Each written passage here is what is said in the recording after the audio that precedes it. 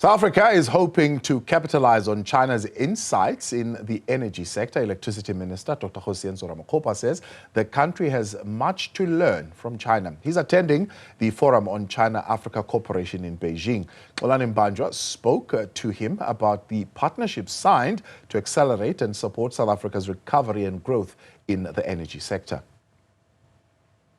There are a number of businesses, both from China and South Africa, here in Beijing, and there are also government officials and ministers who are signing deals and cleaning out the way to make sure that cooperation is indeed elevated, as President Xi Jinping and President Ramaphosa have agreed during the state visit. One of the most important cooperations is on the energy side, and I'm joined now by the Minister of Electricity, Dr Kgosientsho Ramokgopa. Minister, thank you so much for your time. It's such an important occasion.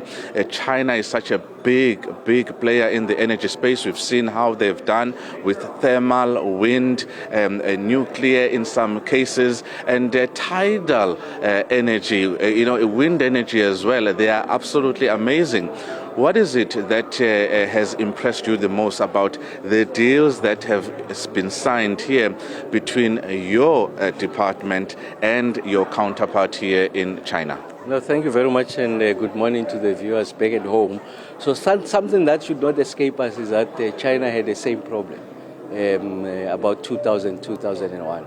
And they've been able to come out of that experience. So the first lesson is what did they do to get out of that experience? Of course, we have exchanged views with them some time back in my previous life when I was appointed the Minister of Electricity, just to learn from those who have solved a similar problem. Of course, here it's on a grand scale.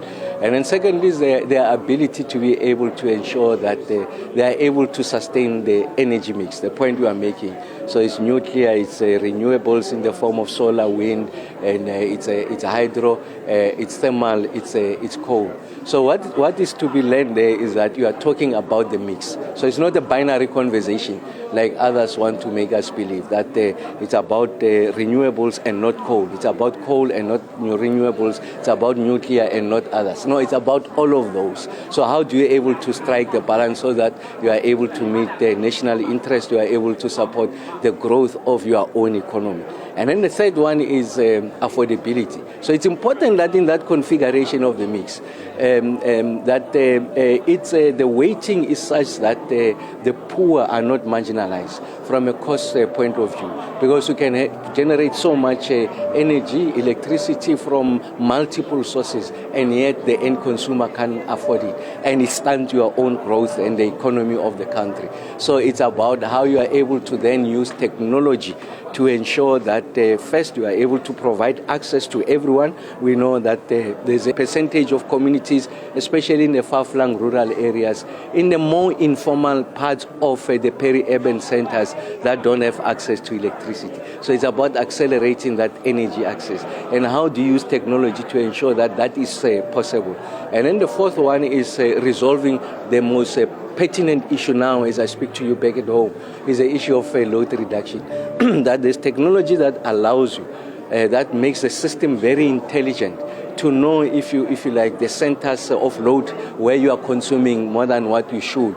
Instead of blackening out those areas, you are able to use technology. Essentially, people can still have their normal life. So TV is on, the refrigerator is on, but the heavy consumers, domestic consumers like your geysers, those are off. So that you don't get to disrupt people's life. So those solutions do exist.